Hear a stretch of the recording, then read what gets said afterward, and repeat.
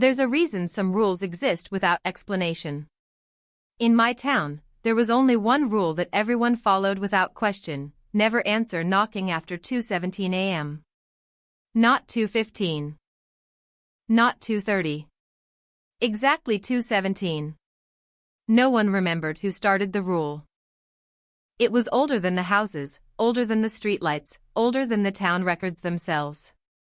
Parents taught it to their children the same way they taught them not to touch fire. If someone knocked at 2:17, you stayed silent. No matter what you heard. I didn't believe it. Until the night I broke the rule. I had just moved back to town after 10 years away. My childhood home stood exactly as I remembered it: narrow hallway, creaking floors, a front door that always felt a little too thin. The first night back, I couldn't sleep. The air felt heavy. My phone read 2:16 a.m. Then the knocking started. 3 slow knocks. Not loud. Not aggressive. Polite. I froze. 2:17 a.m. I laughed quietly to myself. Superstition. Old town nonsense. I told myself someone was probably drunk or lost. Then a voice spoke. Hello? A man's voice. Calm. Familiar. I know you're awake. My stomach tightened. The voice sounded like my neighbor from when I was a kid. Mr. Halvorsen. He used to give out candy every Halloween.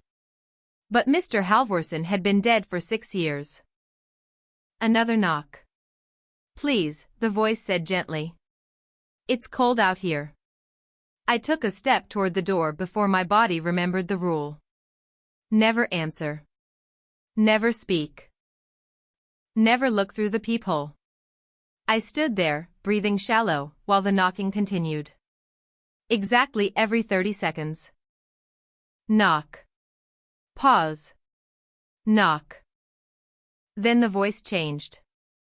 It sounded like my mother. Open the door, she whispered. You don't want to be rude. My mother was asleep in the next room.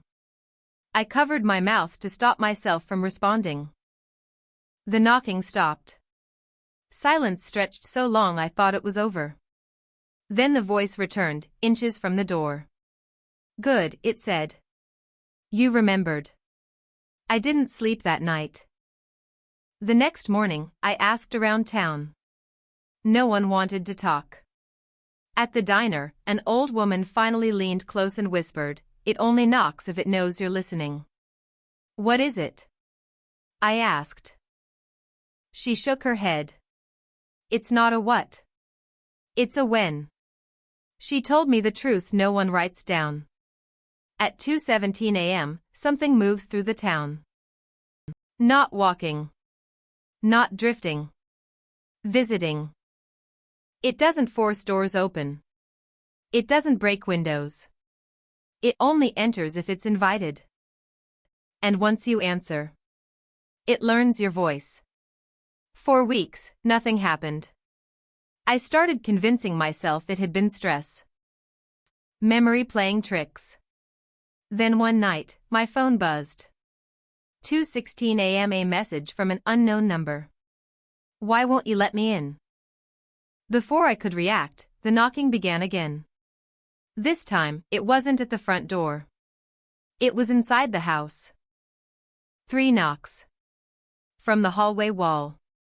I felt the vibration through the floorboards. I know you're awake, the voice said, my voice this time. Perfectly copied. I just want to talk. I backed into my bedroom, heart pounding. Another knock. From my closet door. Open it, the voice said softly. You already let me hear you breathe. The rule never said anything about answering phones. Or listening. Or thinking about it. That's how it gets closer. At 2:18, everything stopped. No knocking. No voice. Just silence. I didn't leave my room until morning. That day, the house felt wrong. Warmer. Like someone else had been living there overnight. That night, I stayed awake. 2:17 came and went. Nothing happened. I thought I was safe. Then I heard it. A knock. Not on my door. On someone else's. Across the street. I looked through my window. Mrs. Calder's porch light was on. She was standing at the door in her robe, hand on the knob. I tried to scream. My voice wouldn't come out. The knocking stopped. The door opened. I didn't see what stepped inside. But at exactly 2:18, her porch light turned off. The next morning, Mrs. Calder waved at me from her yard like nothing happened. But something was wrong. She didn't blink. When she spoke, her words came a half-second too late, like she was being told what to say. That night, another house answered. Then another. Each time, someone returned. But they weren't the same. Now the knocking happens every night. Always at 2:17. Sometimes at doors. Sometimes at walls. Sometimes from inside your own head. It doesn't rush anymore. It doesn't need to. The town is learning to open doors again. And one night soon. It's going to knock everywhere at once. If you hear it tonight, remember the rule. Don't answer. Don't speak. Don't look. Because once it learns your voice, it never knocks again. This is Dark Origins. And some rules exist for a reason.